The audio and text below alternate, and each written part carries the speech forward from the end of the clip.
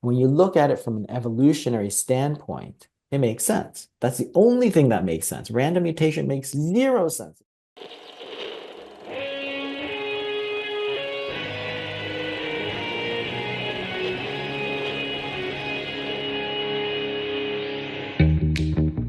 Welcome to Back to the Future podcast. My name is Victor Sadia, and I talk with brilliant minds and hearts of people who want to uproot and transform the current health and wellness paradigm.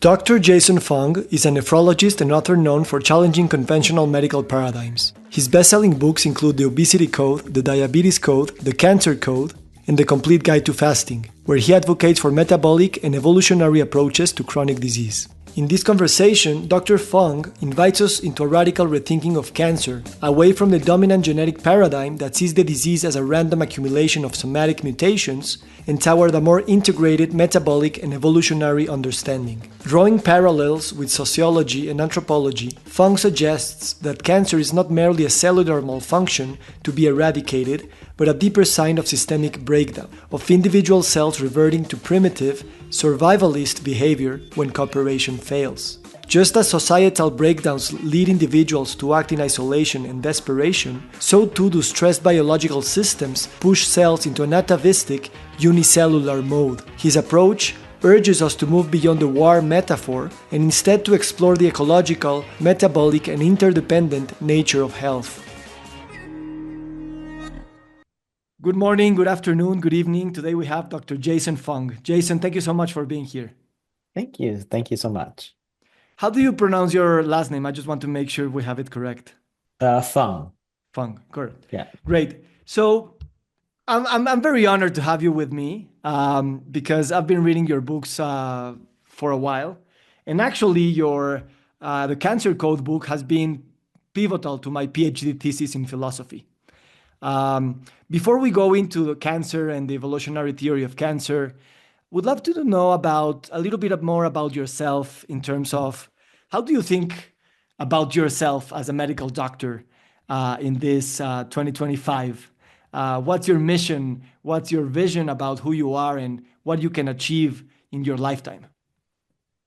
Well, I'm a nephrologist, so I'm a kidney specialist, but I have a great interest predominantly in type 2 diabetes, mostly because it is, one, becoming much more important. That is, the number of people being affected by diabetes is going up and up. And of course, it causes kidney disease, which is why I'm very interested in that. And it had occurred to me a while ago that treating kidney disease the way I was doing it was not particularly helpful because we weren't really preventing the diabetes part of it, right? So if you have diabetic nephropathy, then you have diabetic kidney disease, then you need to stop the diabetes, which of course people were saying at the time was completely impossible and stuff. And I said, that's a complete lie, right? It's ridiculous because we know, everybody knows if you lose weight, the diabetes usually gets better, goes away. A lot of people change their diets, and the diabetes goes away. So it wasn't that it was a progressive disease, that it was an incurable disease. It was that most people were looking at it the wrong way, which is basically giving a lot of drugs. Because if the problem is largely dietary, then giving drugs is clearly not going to prevent the problem or make the problem any better, right? So this was the whole issue and this is the way most doctors still see it. It's quite striking that when you get diagnosed with the disease, you get drugs right away without even any talk about any kind of dietary intervention. So that was really the what started me thinking about the whole process of weight loss and type 2 diabetes and reversal of type 2 diabetes. And luckily through these years, a lot of people have been able to reverse their diabetes. The studies are coming out now showing that with low carbohydrate diets and with intermittent fasting, you can get about 50% of people into remission, a drug-free remission, which is simply stunning because the numbers are actually mind-boggling when you think about the numbers of people with type 2 diabetes. So that was sort of, that's where I see myself really trying to make an impact is with, trying to let people know how they can reverse their type 2 diabetes, trying to educate doctors, although sometimes it's very difficult because you come across a lot of sort of resistance because people are entrenched in their ways of, oh, well, you just give a lot of drugs. Or, well, this diet works, right? It's like, oh, just cut your calories or just lose weight. It's like, there's no just lose weight. Losing weight is very, very difficult. Or now you have just give them Ozempic, which is a decent enough drug, but it has problems of its own, right? So it's like, well, I don't mind people taking Ozempic, but there are other methods that might be, just as effective and maybe have less side effects. And, that's sort of my attitude towards things. I want to get a bit deeper into that way, how Jason Fung thinks about the world, right? In terms of you are proposing novel approaches, which for you are obvious, but for the majority of the medical paradigm are not. What made you a curious person, and open to change your own formation, right? That's not obvious. That's why the Yeah. paradigm's entrenched so much. I think that's true. I think that a lot of people, when they get into a field, whether it's cancer, type 2 diabetes, or weight loss, they get so entrenched into the sort of standard way of thinking that they can't see any way around it. So, for example, in weight loss, people get entrenched into it. It's all about calories in, calories out. It's like, and me as an outsider, not having, been a part of that world for many years, because I trained in kidney disease, of course. I look at it and I tend to think of things very mechanistically. Like I like to understand things at a very deep level. And that's true not just for medicine, but medicine is one of the areas that I'm most familiar with. But it applies to other things. I like puzzles. I like trying to figure out what the underlying issues are, like that sort of thing. So when I look at a problem like weight loss and obesity, and people say it's all about calories, it's like that doesn't make any sense to me. Like if you look at it simply, it doesn't make any sense because look, if you say that excess calories causes obesity long term, then you can simply do an experiment, give people excess calories and see if they gain weight long term. And that experiment has been done. It's been actually done multiple times and it doesn't work. So Dr. George Bray, who is one of the very, very legendary sort of nutrition researchers, he did it himself. He did it on himself. So Dr. George Bray, he overfed himself. He said, what I did is instead of taking one sandwich to lunch, I took two sandwiches. And instead of, eating one portion, I ate two portions. He couldn't keep it up. He said he couldn't keep it up. He was too full. He simply couldn't stomach it. So then he couldn't gain weight. And that was exactly the experience when people simply tried to increase the amount of food. So it wasn't simply the excess of calories. On the flip side, if you say, okay, excess calories causes obesity or weight gain, then reducing calories is going to cause the opposite. It's going to cause you to lose weight. And of course, that doesn't work. Millions and millions of people have tried it. There's been, you know, dozens and dozens of huge, huge, huge research studies looking at cutting calories. They've lasted, 8, 9 years. The Women's Health Initiative, the NIH has done studies, all kinds of studies. And what you find is that when you tell people to cut calories, mostly by cutting fat, and that was the main way they cut calories, people didn't lose weight. Over 5, 6 years, you'd have a difference between the usual diet and a calorie reduced diet of like, half a pound, over 8 years. So barely any difference. So therefore, if you say this is a causal effect, it doesn't make any sense. Whereas opposed if you say, okay, let's look at it differently. Let's look at it very simply. If you say insulin, the hormone insulin, excess insulin causes weight gain, simple experiment to prove. Give people insulin, do they gain weight? 100% yes, right? You give them insulin, they gain weight. You give them drugs which increase insulin, like glycoside, sulfonylureas, they increase insulin. You give drugs that take away insulin. Do they lose weight? Absolutely. So Ozempic is a primary example, SGLT2s. You have a disease like type 1 diabetes where you have no insulin. Do they lose weight? Absolutely. So it's like, okay, well, here you have a clear causal mechanism, which you've proven, right? Because people always say, it's strange, because when you look at it, it's like so simple, right? You want to know what causes obesity. You have a hypothesis and you test it. So insulin passes that test because it's like causal. You give it, it gets worse. You take it away, it gets better. And the thing is that then people, it's strange because people go through all these they bend over backwards to try to prove that it's not true. They say, well, insulin doesn't increase energy expenditure, or insulin doesn't reduce how many calories you eat. I'm like, I didn't ask if it reduced the number of calories you ate. I asked if it increases body fat percentage, right? And the whole thing is they can't get their mind around that body fat percentage is a regulated entity. Like the body has mechanisms to regulate how much body fat you have. It must, right? And again, being from outside the field, I'm not, I look at it and I see things that, seem to be obvious, right? Yeah, Just like if you have everything else in your body, like how much water you have in your body, it's highly regulated. You drink more, you pee it out. You drink less, you don't pee it out, right? Okay, that's obvious. You don't have to, you don't say body, the amount of hydration status of your body is water in minus water out, yeah, right? So therefore, you must count how many milliliters of water you drink every day and regulate it because yeah, your body regulates it already. So body fat is the same. It is regulated. So therefore, if you try to raise it, such as Dr. Bray did with excessive calories, you can't because the calories don't regulate it. And the thing about calories is that it's a completely non-physiologic measure. There's nowhere, read any standard textbook of physiology.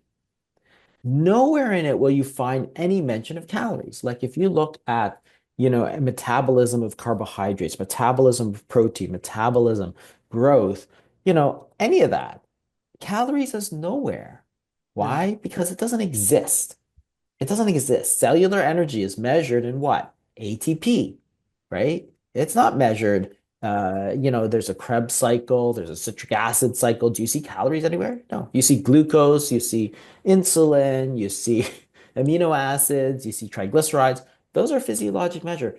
Calories is not. yeah, It's simply not. You can't say that a calorie of carbohydrate is the same as a calorie of protein because they're metabolized completely differently. So why do you accept that calories, which has, no role in human physiology, is suddenly the only thing that's important in obesity medicine, but no other part of medicine has anything to do with calories? It doesn't make sense, right? So the whole thing is completely, I look at it from a physiologic standpoint and I say, well, there's nothing physiologic about the way that we're explaining weight loss and weight gain. Our body runs on hormones. Our body only does stuff that our hormones tell it to do. It grows when our hormones tell it to. It, stops growing when it tells it to. It pees out water when it tells it to. It retrieves water. Like the whole thing is quite strange. So I think that's where it is. I mean, I did this, that's for obesity. For diabetes, it's the same. For cancer, it's the same. Cancer medicine is also stuck in this huge sort of silo where no people who are deep into it are so sort of brainwashed by the current thinking that they really can't see anything else as being important, right? For years, it's all genetics. What's the genetic defect? What's the mutation? What's the mutation? It's like, that's not the problem. yeah. What is causing those mutations? That's your real problem. Yeah, in your book, The Cancer Code, you can almost say that, when I read it, it's like Dr. Fung is an outsider talking about cancer, but so eloquently that he seems the most insider of them all, right? The outsider become the insider when you have just a novel optic on the same thing. How did that realization before you wrote the book um, was for you that cancer had was really very much entrenched in a specific way of seeing things, and why did you yeah, how did you stumble upon a new approach that said, yeah, that makes more even more sense, and you wrote about it so eloquently? Yeah, again, it wasn't so much that I mean, I'll tell you for the cancer code, like I think it's actually the most interesting, although it's the most technical and the people who have read it, my friends who are like the medical doctors, actually think it's the most interesting because it's so novel. I actually think it's the most interesting stuff I wrote. The thing about the cancer is, you get so ingrained into this idea that it's all driven by mutations, right? So you have breast cancer, for example, and you say, well, breast cancer has these mutations. And obviously, every time you get breast cancer, you can see this mutation, like BRCA, you have this mutation, that mutation. So then you get into this idea that it's all driven by mutations, and what you need to do is catalog these mutations, right?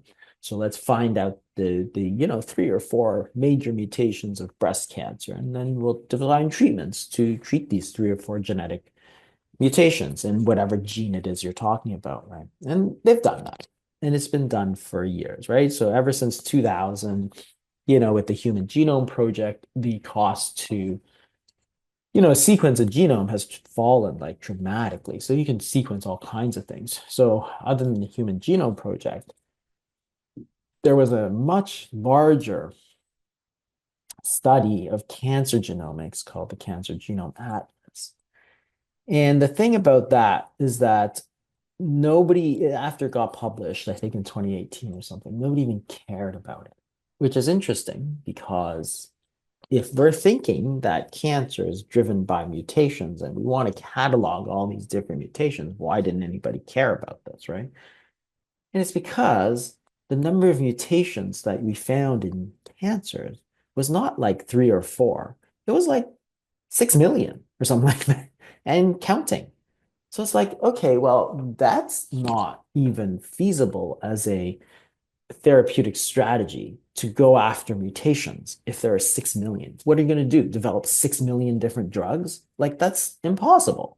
So, what's more interesting is to sort of get to the heart of the matter is not the actual mutation, but you have to go sort of that step further and say, what is actually driving those mutations?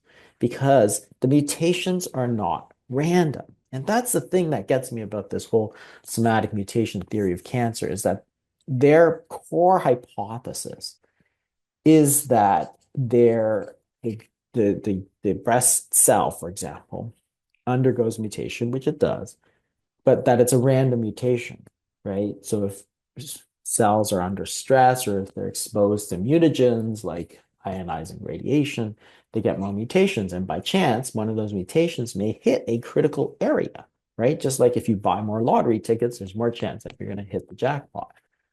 But the thing is that all these things that are not mutagenic are cause cancer, like obesity, for example. Obesity doesn't cause gene mutations.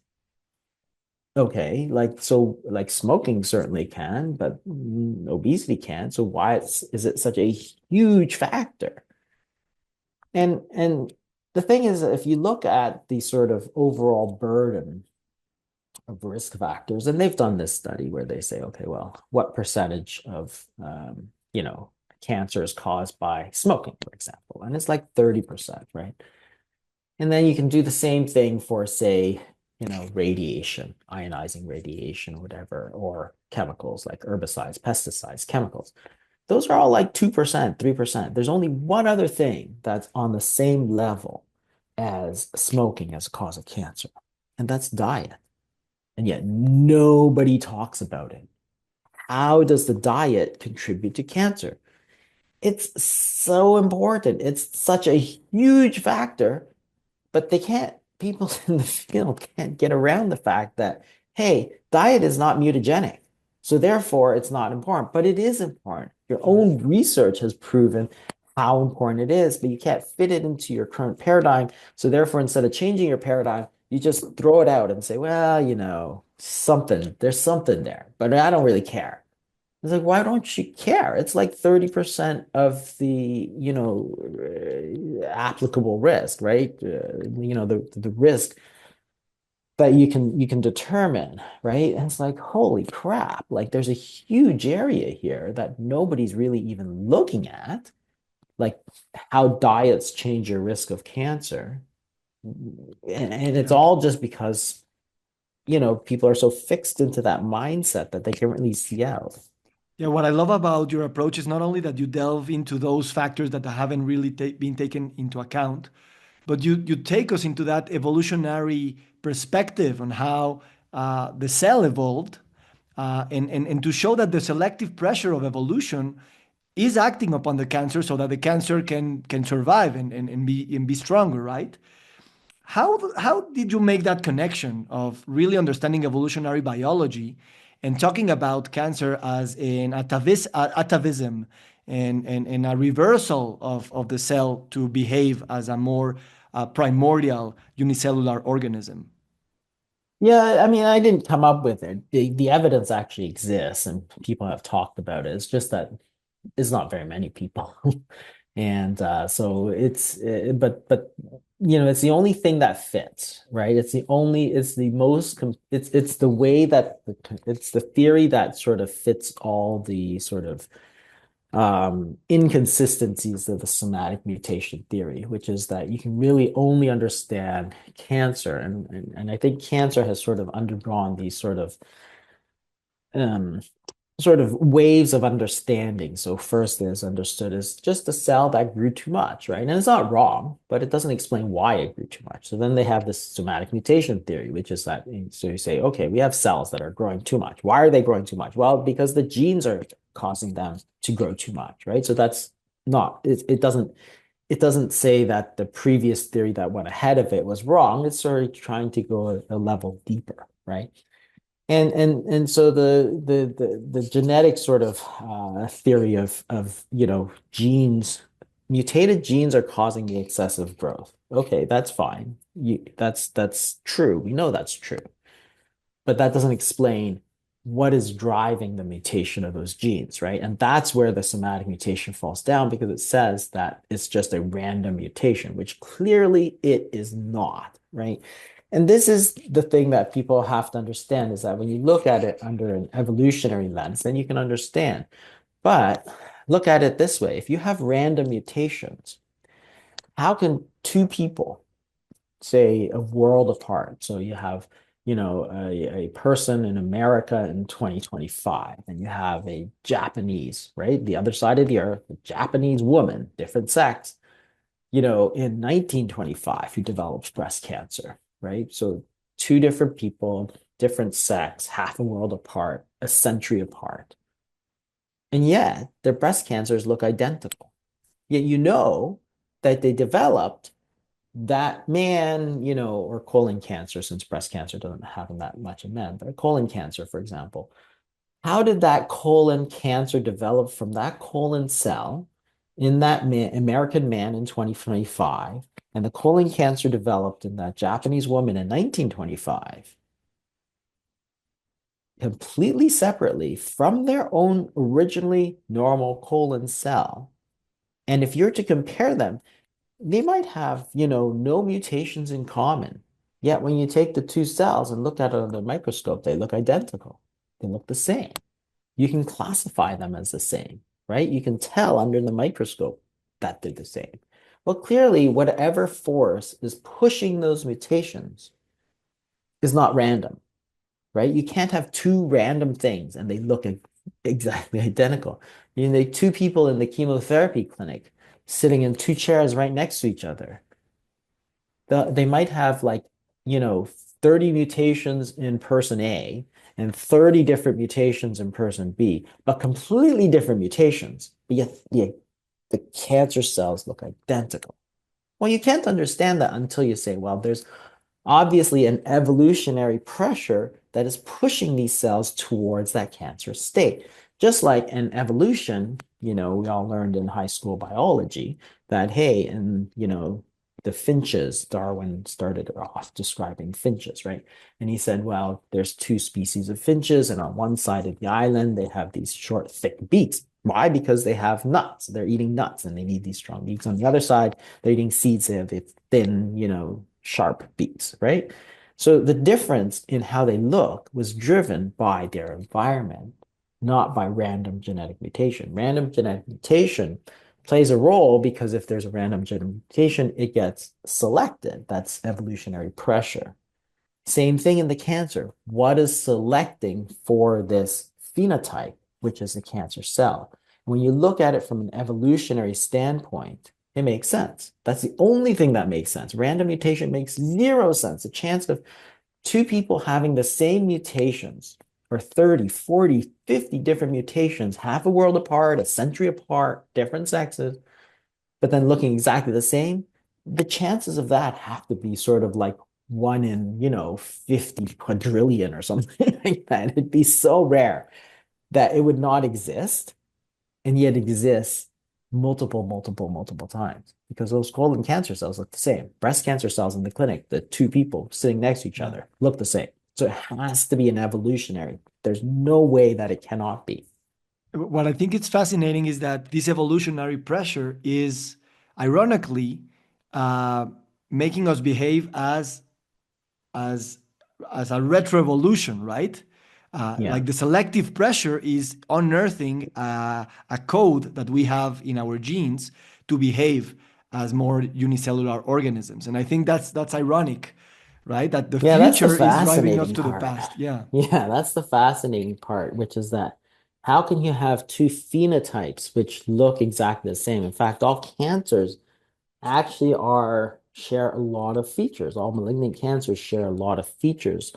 And how can that be, right? How can a breast cancer cell share a lot of features with colon cancer or prostate cancer or whatever cancer, right?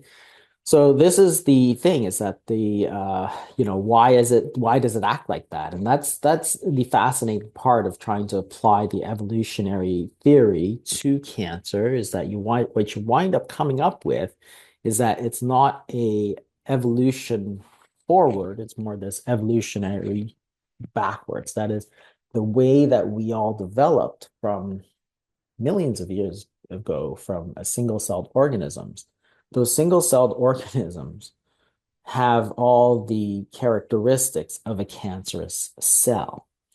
As we evolved from single-celled organisms to multiple-cell organisms, what you have to realize is that there is a massive change in the way that cells have to interact. So single-celled organisms compete with each other for resources.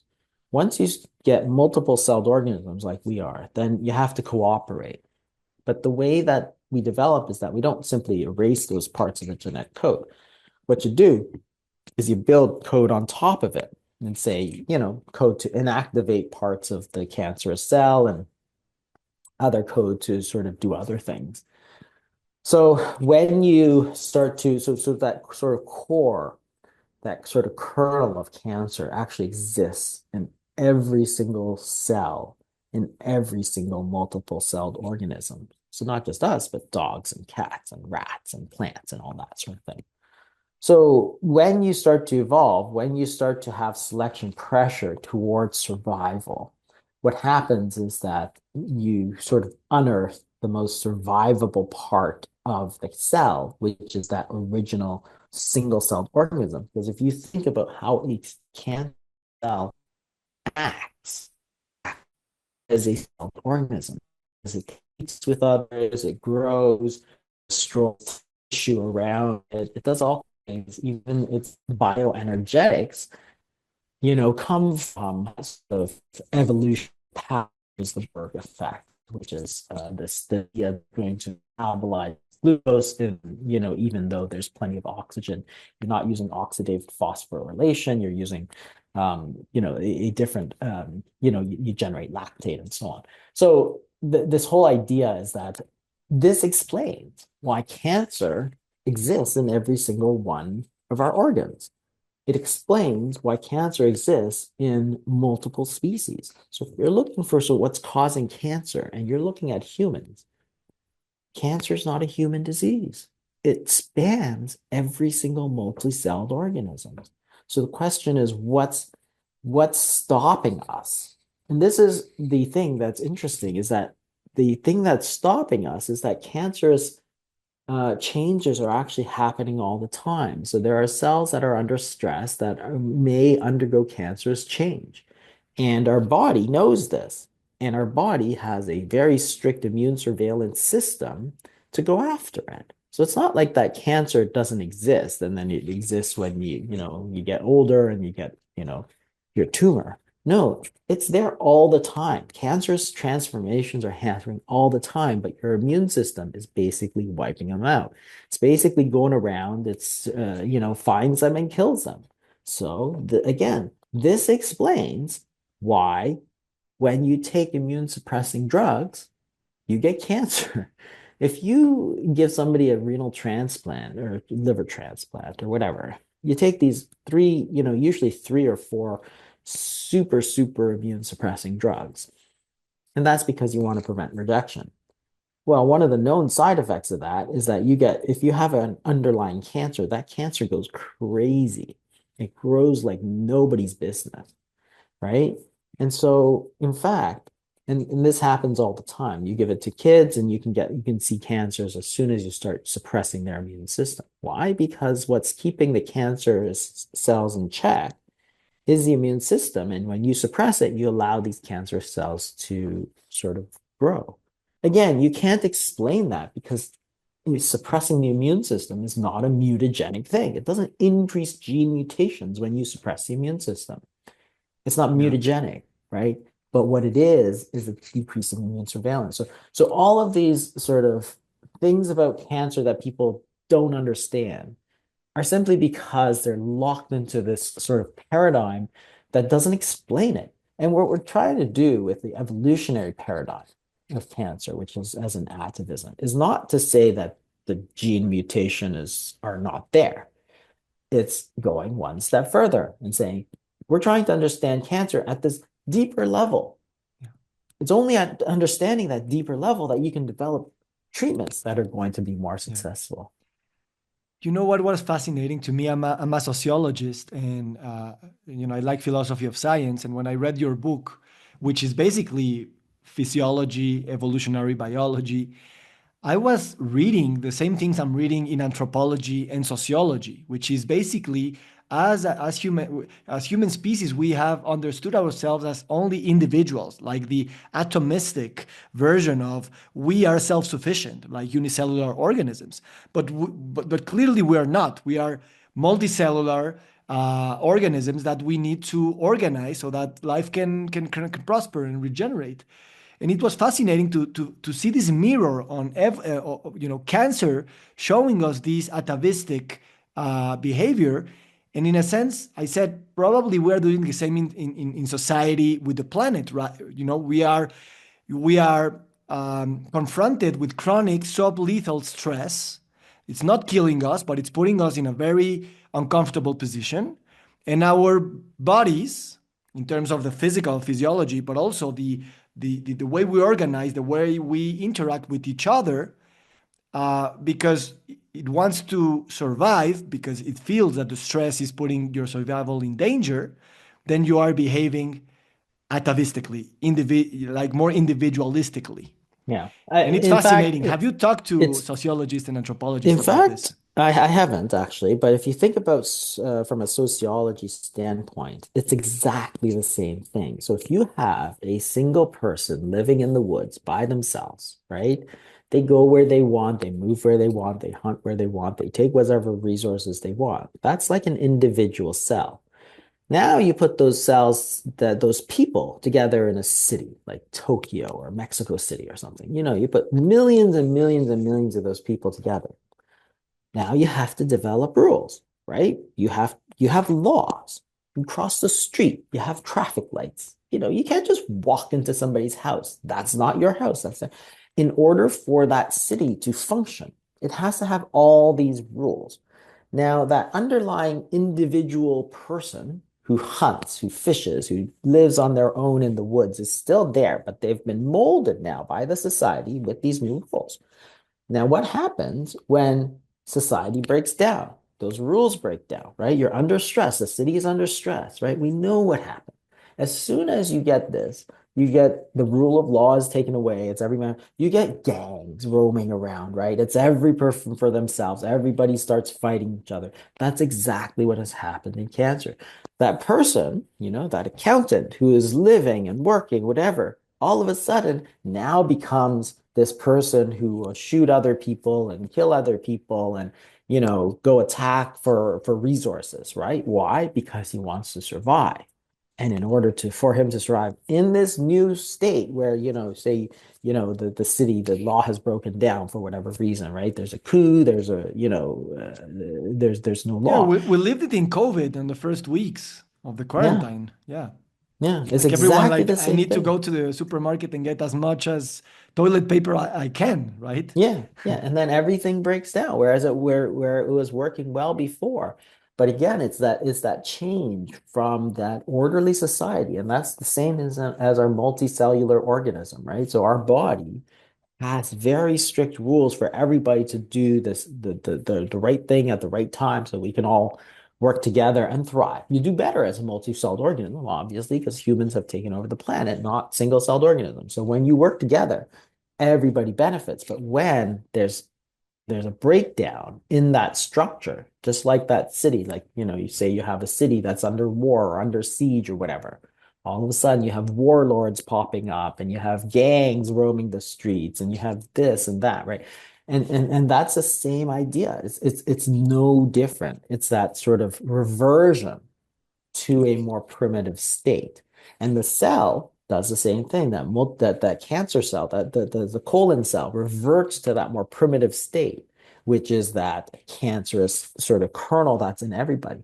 And the interesting part about this sort of reversion to a more primitive state is that that's exactly how the pathologists read it. Whenever pathologists read a cancer cell, it's like it's primitive. It's every word they use describes how it's more rudimentary than the others. Just like in a society, like you would have, a huge city, you might have a person, wears a nice suit, goes and works as a dentist, right? But then when everything breaks down, no more nice suit, he's joined a gang in order to survive, right? It's just what you have to do in order to survive. But it's the same person, right? It's just the circumstances that have pushed you towards that. So it happens in sociology as well, and it's sort of fascinating the parallels that you could draw. And it's the same thing, right? So we think that we're so different, but if you consider the person as a cell and a city as a multi-celled organism, exactly the same thing happens. Yeah. It's the seed and the soil approach, right? The seed is your soil. And you can imagine how fascinating it was for me to read your book in that sense. And that's why I'm dedicating my PhD dissertation on this topic. Um, because you don't talk much about the narrative of cancer and the warlike approach that we have taken towards cancer and how to kill cancer and how to, kill this foreign invader. But this sociology and evolutionary perspective are creating a new narrative, a new story on how cancer can be signified and how cancer can be even approached, both from the medical standpoint, but also from the cultural, emotional aspect of it, which is so disempowering at this age, right? What do you think about this evolving narrative of cancer if we use these kind of Yeah, approaches to read I it? think that's the way forward because if you think about it, I mean, just like if you have that dentist who becomes like a gang member because the society has broken down, right? It's the same person. And the idea that this is a bad person, we need to kill him, right? That's not the right approach. You have to say, well, what's broken down is the rules. Once we reinstate those rules, then we can then have all these people living an orderly, productive life again, right? Same thing in cancer. It's not about trying to kill as many of these cancer cells as possible, because you could never kill them all. Because believe me, we've tried, right? We've developed all kinds of things to kill as many of these cells as possible. You can never kill all the cells because that cancerous core remains in every single cell. So as long as the conditions are ripe for developing cancer cells, any cell in your body can be cancerous. And that's the whole thing. So instead of focusing all your energy on how to kill cells, like yes, you that still is a valid treatment paradigm. It's not saying that it's not, but maybe there's other ways. Like how do we do it? And there, nutritional ways. Because again, if you think about it, it's what makes sense, right? So you have 30% of cancers being related to smoking. The attributable risk is smoking. So obviously the answer is stop smoking. Great, right? Everything else is less than 5%. The only other thing which is sitting at like 30% is diet. So how do you change your diet so that it's less amenable to cancer? And that's a huge, huge topic because if you can, then obviously that's a better way is to prevent the cancers from happening, prevent the what leads to cancer from happening, right? As opposed to trying to treat it afterwards. Yeah. What do you think also about this? We can also, from this lens, we can read cancer as a disease of isolation, in a sense that we feel stress, we feel fear, and we isolate. And when we isolate, we feel even more stress and we feel even more fear because we are not sustained by our community. How would you say that this is also a factor that we must put into this logic of one of the other causes of cancer is obviously the nutrition part and many others, but also this lack of felt interdependence with others, and the Yeah. planet itself. Yeah, I mean the parallels go actually, right to, as far as you want to take it, because cancer is really about the collective, the multi-celled working together versus the single-celled, right? So the single-cell organism basically wants to take as much for itself.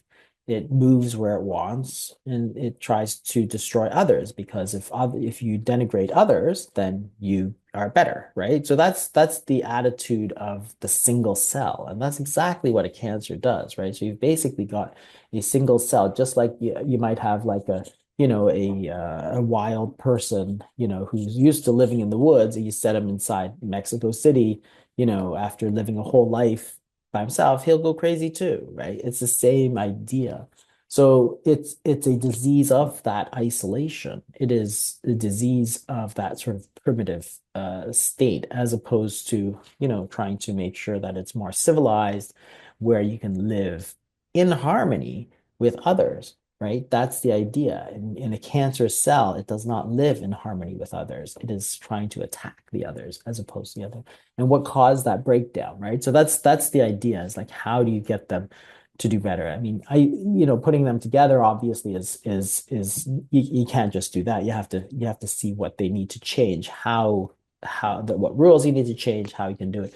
And the idea of this deeper understanding is to develop other ways to attack cancer, right? So we've tried to do chemotherapy and radiation and surgery, ways to kill cells. We've tried genetic approaches, and that hasn't gone too far. Is there some other way? And there are other ways now. Immune therapy, for example, checkpoint inhibitors and stuff that are gaining a lot of traction and really are best understood in the setting of this evolutionary sort of paradigm. But there's more. There's clearly more that we could do, but most people are still focused on, oh, what kind of gene mutations do we have out there? So it's like that's a dead end. Like there's no way.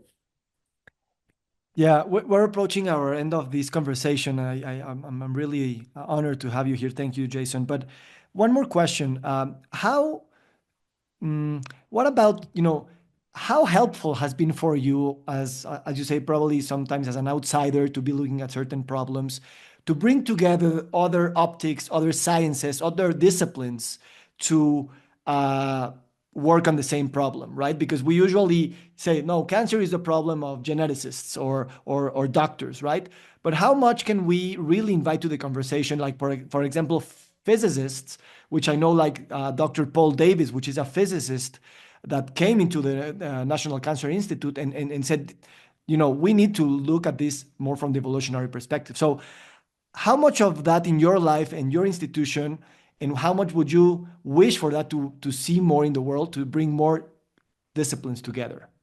Yeah, I think that's the way that, science moves forward because really, if you look at it, and Paul Davies, his story is fascinating because he is an astrophysicist and he knew nothing about cancer. And the National Cancer Institute one day invites him to be part of this, initiative. And he said, I know nothing about cancer. And they said, good, good. That's exactly what we're looking for.